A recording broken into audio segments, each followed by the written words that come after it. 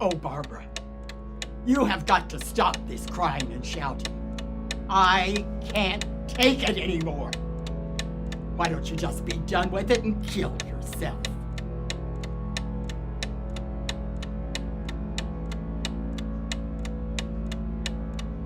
Oh, Barbara, let's face it.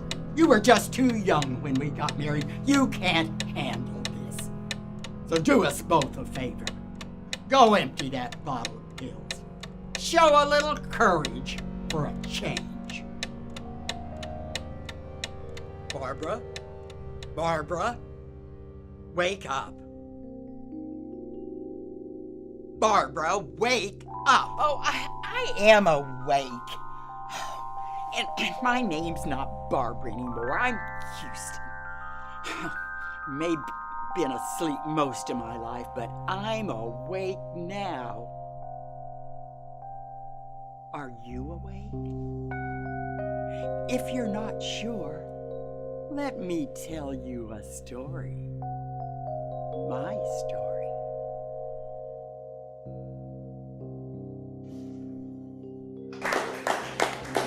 I come here tonight to tell the truth. And the truth is, I'm 80 years old. And I'd like to clear up a common misperception circulating in our culture. 80 is not the new 57. It's not even the new 65. I am 80 years old and I am the new 80. I grew up in the 1940s and 50s, back when smoking was cool and milk, not pizza, was delivered to your door. As with many women who were born 80 years ago, I lived a carefully arranged life. Career paths for girls were few: teacher, nurse, secretary, or the educated spouse of a professional husband. This was called the MRS degree. I pushed aside my fantasies of being a newspaper reporter or actress and married the week after my 21st birthday. I not only graduated cum laude, I graduated cum lassie. I was pregnant with my first child. I was a virgin bride, of course. The standard expectation of the times for girls. It still pisses me off just a little bit that you older guys out there were pressured into being virgin grooms. What a concept. Virgin groom? You see, in the 50s, the solution to any problem for a woman was marriage. The answer to the perfect life. Graduate school, you. Why? Well, don't you think after 21 years it just might be my turn? Well, aren't you consulting me a bit late? Oh, you're right. I've already been admitted to San Francisco State. Well, what is going on here? You're turning into a feminist bitch. Well, what do you expect? You moved me to California. Well, aren't you just Wonder Woman? Wonder Woman? Does she scare you? She was on the rise in Nashville. You didn't fail to notice. Just pulled the rug out from under me. Just 3 years ago, in 1975, we were living in Nashville, Tennessee. Oh, Barbara, the mail's here. You've got a letter from the mayor's office. What have you been up to now? Oh, how exciting. Now, I'll be monitoring civil rights compliance. Well, maybe so. But you didn't consult me about this possibility. You've earned a lot of civic respect, but I'm sorry. About what?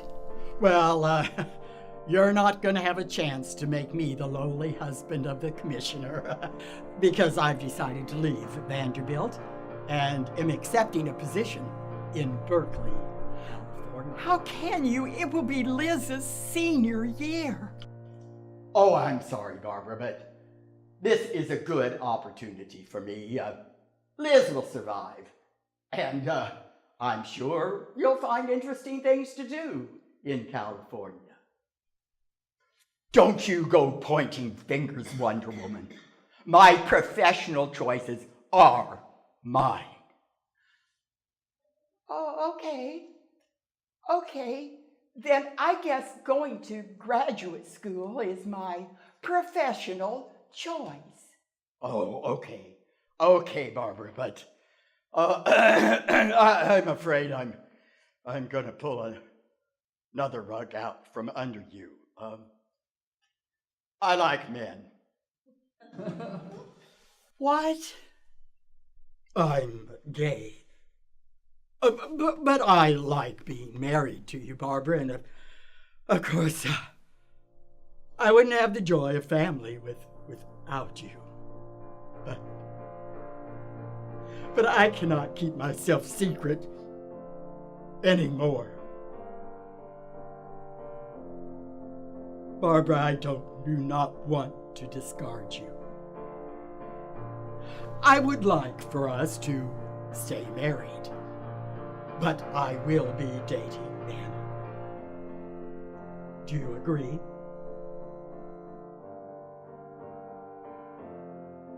What? But yes.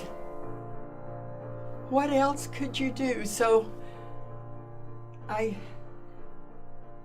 guess I really ought to try out your arrangement. This sure explains a lot. Why would a guy who really loves wearing a suit and tie suddenly start running, swimming, losing weight, and wearing blue jeans? It's certainly not to please me. Like an obedient wife, I accompanied Neil to the gay bars where he paraded me around like a trinket, saying without really saying it, "Hey, look, guys, I got a wife. Oh, she knows I'm gonna fuck you, but aren't I lucky to have married such a good sport?" The masquerade ended one evening when I excused myself, went to the bathroom, where I cried and cried and cried, wondering if I would ever stop. Another evening, at home, I answered the door and faced a man I didn't know and wasn't expecting. "Hello. You must be the maid." "Oh, no, I live here. This is my house." "Oh, so you're the wife." "Well, I'm here to pick up Neil." No. No. No. No. No. No. No. No. Oh, Barbara. Barbara, you have got to stop this crying and shouting. I can't take it anymore. Why don't you just be done with it and kill yourself? "Oh, you may not want to screw me, but you've screwed up my life. I don't know who I am anymore. I don't know what to do. But I do know. I won't be a piece of your spit-out chewing gum." Oh, let's face it, Barbara. You were just too young when we got married. You can't handle this. So do us both a favor. Go empty that bottle of pills. Show a little courage for a change.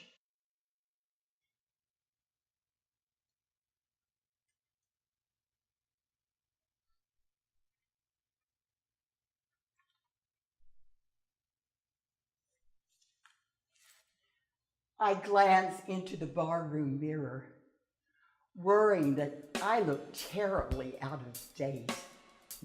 One evening, a gentleman rushed in, threw a bag of steaming barbecue on the bar next to me. Shouted, "Back, no glass." What you drinking? Scotch, Married? working through a divorce. Oh, me too.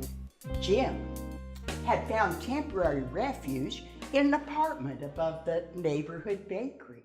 He guided me into the living room, flipped on the light in the alcove kitchen, stashed the barbecue in the refrigerator, hung up my sweater, turned on the radio, and poured 2 glasses of wine.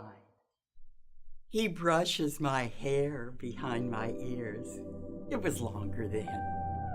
And then I feel his hair tickling under my chin. I whisper my fingers up and down his spine until I grab the back of his neck, trying to hold back the swell of excitement. Time and space have imploded on my cervical cap. Yes! Yes! Yes! Yes! This is what it's supposed to feel like. No more faking it for me.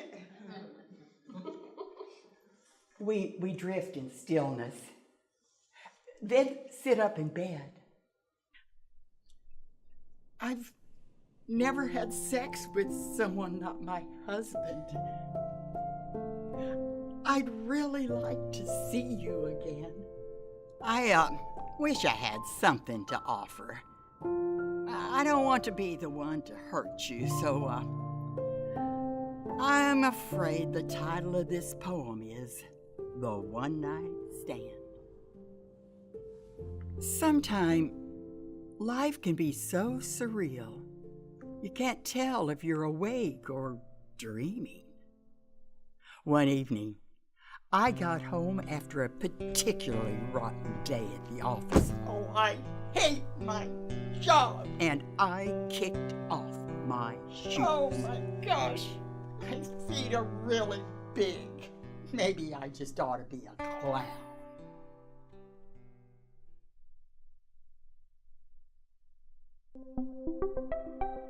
And so I did. At age 47, I became Ribbons the Clown on the streets of San Francisco.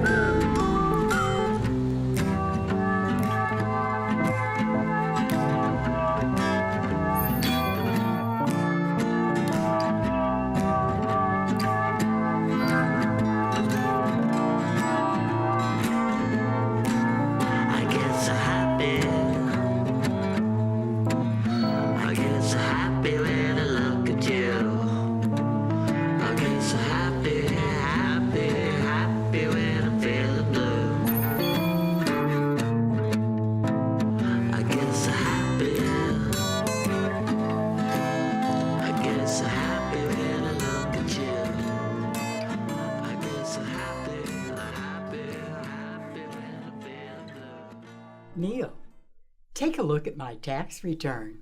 Nice jump up, huh? Did you bring your return? No, I didn't. Well, how are we going to determine my spousal support? Barbara, I'm a bit insulted that the bond between us is something legal. Let's just be friends. But you signed, I signed, It is a legal obligation. Yeah. Nia, I can be nice to you, but we're not friends. Did you just put cream in your coffee? Yes.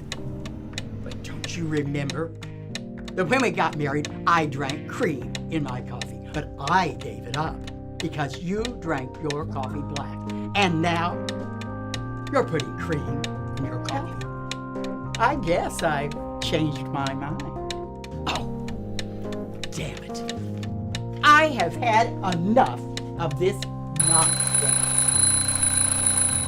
It took me 5 or 6 years of clowning around on the streets of San Francisco, getting a butterfly tattooed on my butt, to realize I was in control of my life. I asked people to stop calling me Barbara and start calling me by my middle name, Houston. And I finally got the tits, that's balls in male language, to enter my own personal ad. I was the package deal. An older woman offering a nice body, kind heart, and intelligent conversation. To my surprise, I received dozens of responses, and most were from men 10 to 20 years younger than I had just awakened to new life adventures. Well, if you know what I mean.